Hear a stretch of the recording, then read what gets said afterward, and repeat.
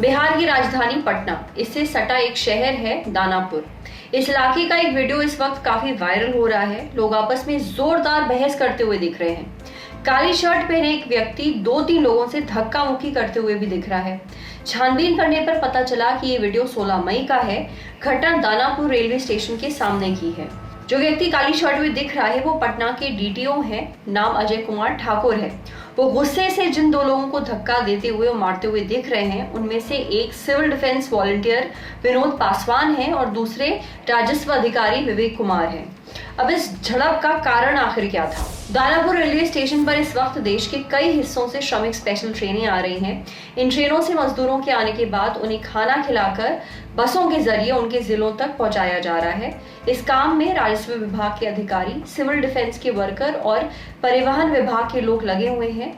16 मई को भी मजदूरों को घर पहुंचाने का काम चल रहा था। बसों में उनके लिए खाना रखा जा रहा था। उसी दौरान सिविल डिफेंस और परिवहन विभाग के कर्मचारियों के बीच बहस हो गई थी। अब ये बहस क्यों हुई, डीटीओ कैसे इसमें आ गए, ये जानने के लिए दी लल्लन टॉप ने सभी पक्षों से बात करने की कोशिश की। विनोद कुमार जो इस वक्त अपने गांव में हैं, उन्होंने बताया कि हम लोग सिविल डिफेंस वॉलंटियर्स जो हैं वो मजदूरों की बसों में खाना रखवा रहे थे। पूरा अंदर नहीं जा रहे थे, सामने की तरफ ही खाना रख रहे थे। ड्राइवर को कह दिया था कि मजदूर आएंगे तो उन्हें खाना दे देना। उसी वक्त परिवहन के एक आदमी आए, पूछा कि खाना ऐसे क्यों रखा है। हमने कहा कि भाई बीमारी फैल रही है, हमें भी अपनी सुरक्षा की चिंता है, इसलिए हम खाना यहीं रख रहे हैं। इतने में वो गुस्सा हो गए, चिल्लाने लगे। फिर हम टेंट पर वापस चले गए। विवेक जी के पास भी वो लोग आ गए। विवेक जी ने कहा कि आप लोग चले जाइए, वो खुद अपने कर्मचारियों को समझा देंगे। फिर उन्होंने डीटीओ को बुला लिया। वो आए और सीधा हमें मार दिया। विवेक जी बीच बचाव करने आए तो उनका मास्क भी उतार दिया और उन्हें भी मारा। विनोद ने बताया कि अगले दिन वो खगौल पुलिस थाने भी गए मामला दर्ज करवाने के लिए। कई घंटों तक बैठे रहे लेकिन एसएचओ नहीं मिले। फिर वो अपने गांव चले गए। रात में विनोद एक भोज में खाना खा रहे थे, तभी उन्हें पता चला कि कुछ पुलिस वाले उनके घर आए हैं। डर के मारे वो अपने घर ही नहीं गए। अगले दिन उन्हें डीएम कुमार रवि के आवास पर बुलाया गया। विनोद गए, वहां कुछ और अधिकारी समेत डीटीओ अजय भी मौजूद थे। डीएम ने उनसे कहा कि काम का प्रेशर रहता है, इस वजह से ये सब जो झगड़ा वगैरह है वो हो जाता है, इसलिए वो विनोद जो है, जो डीटीओ हैं, उनसे सुलह कर लें और मामला सुलझा लें। विनोद मान गए। अगले दिन वो काम पर वापस पहुंचे। एडीएम राजीव श्रीवास्तव के पास गए, कहा कि वो दोबारा काम पर आना चाहते हैं, लेकिन उनसे कहा गया कि वो पहले लिखित में दें कि पूरे मामले में वो एफआईआर नहीं करेंगे और ऐसा लिखने के बाद नीचे साइन भी करें। विनोद को कुछ गड़बड़ लगी तो उन्होंने लिखित में ये लेटर देने से इनकार कर दिया। वो कहते हैं कि मैं डर गया था, मुझे लगा कि अगर मैं ये लिख कर दे देता हूँ तो कुछ गलत ना हो जाए बाद में मेरे साथ। मैंने कहा कि लिखित में तो नहीं दूंगा, मेरी कौन सी सरकारी नौकरी है, प्राइवेट काम है मेरा, एक वर्कर ही हूँ मैं, कुछ और काम कर लूंगा। तब से मैं बहुत डरा हुआ हूँ, मेरा जो साथ है कोई भी नहीं दे रहा, कुछ समझ में नहीं आ रहा कि क्या करूँ। मामले में एक और पक्ष है विवेक कुमार का। वायरल वीडियो में दिख रहा है कि डीटीओ अजय विवेक का फेस मास्क भी उतारते हैं, फिर उन्हें धक्का देते हैं। सूत्रों से पता चला कि विवेक को इस घटना में चोट भी लगी थी, इस वजह से वो 7 दिनों की छुट्टी पर हैं। वो एफआईआर करवाना चाहते हैं लेकिन उन पर बहुत दबाव बनाया जा रहा है इस बात का कि वो एफआईआर ना करें।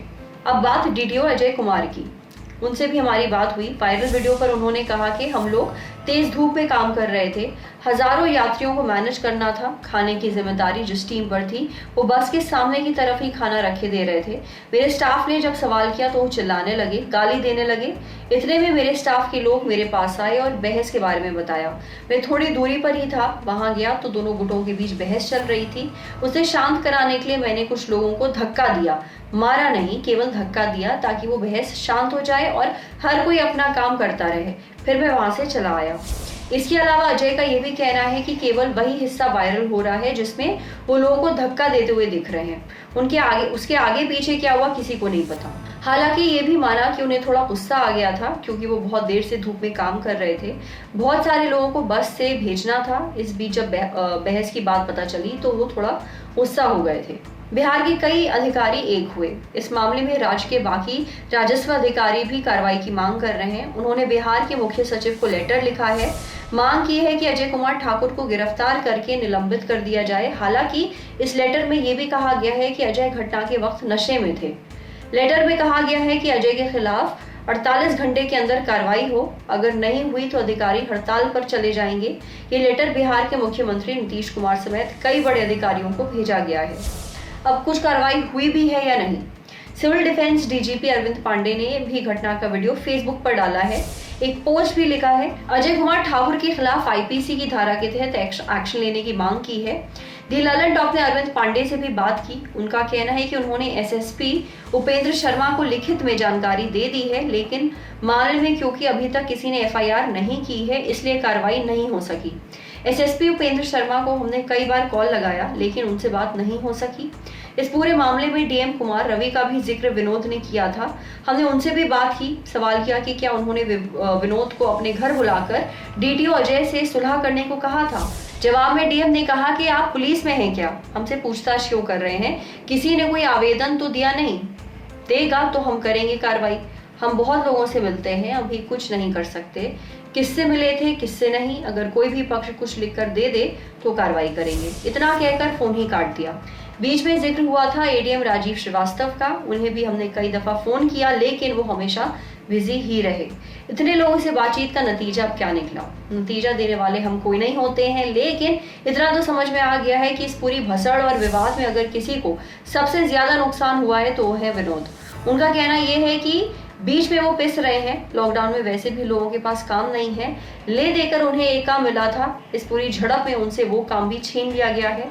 वो दुखी हैं, परेशान हैं, इस उम्मीद में है कि जल्द ही सब नॉर्मल हो जाएगा।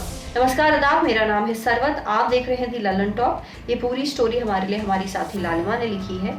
अगर ये वीडियो फेसबुक पे देख रहे हैं तो हमारे फेसबुक पेज को लाइक करिए, यूट्यूब पे देख रहे हैं तो हमारे चैनल को सब्सक्राइब करिए, बेल आइकन पर जरूर क्लिक कर दीजिए, ताकि जब भी हम कोई नया वीडियो अपलोड करें तो उसका नोटिफिकेशन आप तक सबसे पहले पहुंचे। Thank you.